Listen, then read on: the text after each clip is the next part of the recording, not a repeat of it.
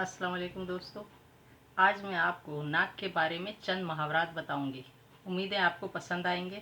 वैसे तो नाक के बारे में इंग्लिश में भी इडियम्स हैं, लेकिन जो बात उर्दू में है वो इंग्लिश में कहाँ। खैर, हम स्टार्ट करते हैं। जैसे पहला मुहावरा है नाक लगना। इसका मतलब उस काम को करके रहना, डटे रहना। यानी बहुत से लोगों की आदत होती है कि वो जिस काम के पीछे पड़ जाते हैं, यानी जिस काम के पीछे उनकी नाक लग जाती है वो काम करके ही छोड़ते हैं। अब इसी तरह हम देखते हैं नाक ऊंची रखना, यानी भरम कायम रखना, अपनी इज्जत सब पर या ख़ानदान में बिठा कर रखना। बहुत से लोग चाहते हैं कि उनकी नाक ख़ानदान में हमेशा ऊंची रहे। इसी तरह है नाक रगड़ना। इसका मतलब है अपनी इज्जत कम करवा देना, जलील होना।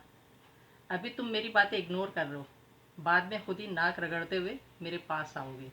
इसी तरह है नाक कटवाना, यानी अगर कोई गलत काम करता है तो हम अक्सर उससे कहते हैं कि तुमने तो ख़ानदान में नाक कटवा दी, यानी गलत काम किया, हमारी नाक कट गई और हमें कहीं मुंह दिखाने के काबिल नहीं छोड़ा।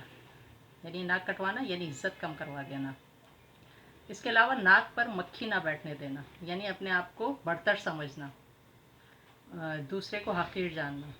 बहुत से लोगों की आदत होती है इनको जितना चाहे बोल लो, वो नाक पर मक्खी बैठने नहीं देते।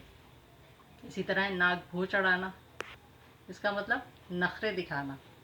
जैसे कि आज मैंने अपने घर में दाल पकाई तो मेरी बेटी नाक भों चढ़ाने लगी, या मैंने अपने मियाँ से कहा कि चलो आज दोस्त के घर चलते हैं, तो उन्होंने नाक भों चढ़ाना शुरू कर दी। इसी तरह नाक में नकील डालना।